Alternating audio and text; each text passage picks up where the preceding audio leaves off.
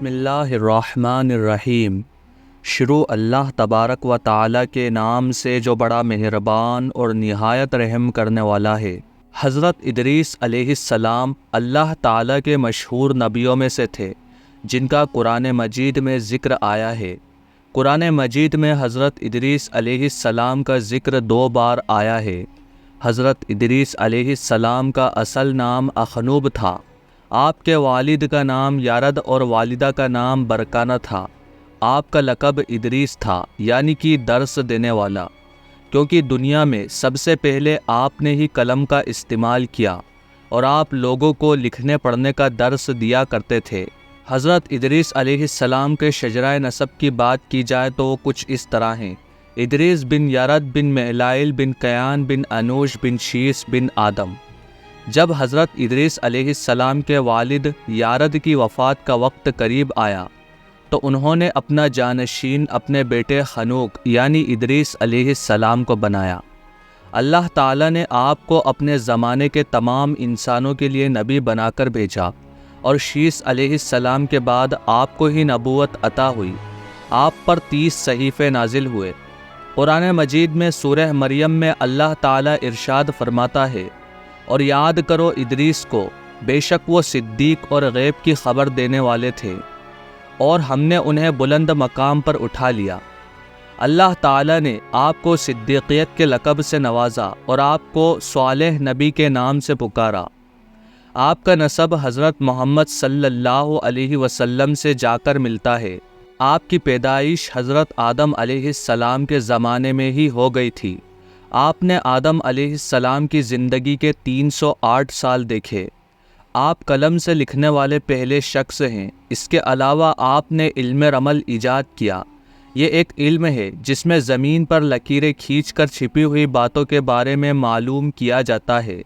اس کے متعلق ایک حدیث میں ہے کہ محمد صلی اللہ علیہ وسلم سے جب علم رمل کے بارے میں پوچھا گیا تو آپ نے فرمایا کہ یہ ایک پیغمبر تھے جو ریت پر خط کھینچا کرتے تھے، بس جس کا خط ان کے مطابق ہو جائے اسے اچھی چیزوں کا علم ہو جاتا ہے۔ اسی کی وجہ سے آپ کا لقب حرامۃ الحرام سا پڑا، جس کے معنی ہے علم نجوم یعنی ستاروں کے علم کا ماہر۔ آپ نے ہی سب سے پہلے کپڑے کو سی کر پہنا۔ اس سے پہلے جسم چھپانے کے لیے جانوروں کی کھال اور اون کی چادر جسم چھپانے کے لیے استعمال کی جاتی تھی۔ سب سے پہلے وعظ اور خطابات کی شروعات بھی آپ نے ہی کی۔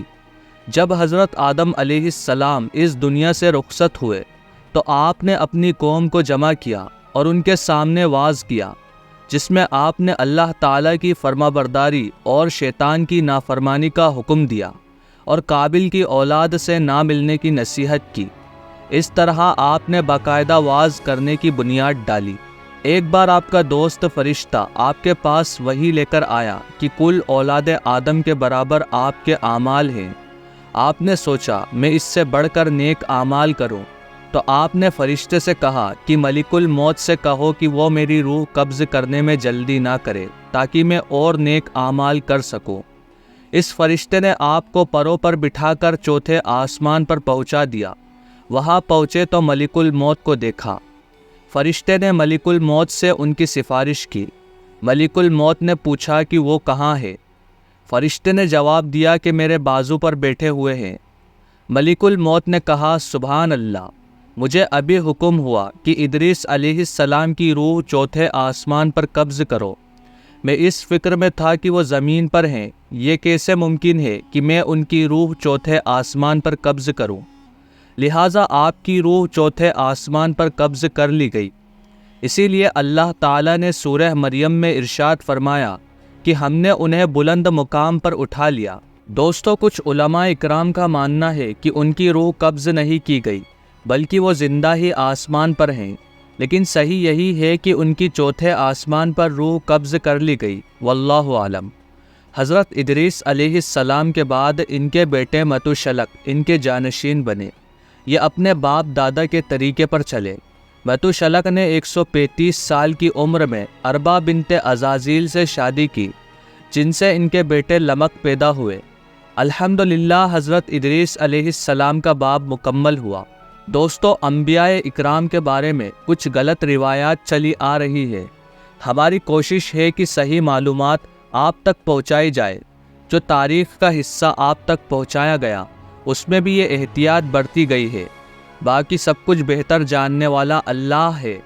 اگر کوئی غلطی ہو گئی ہو تو اللہ رب العزت ہمیں معاف فرمائے، آمین۔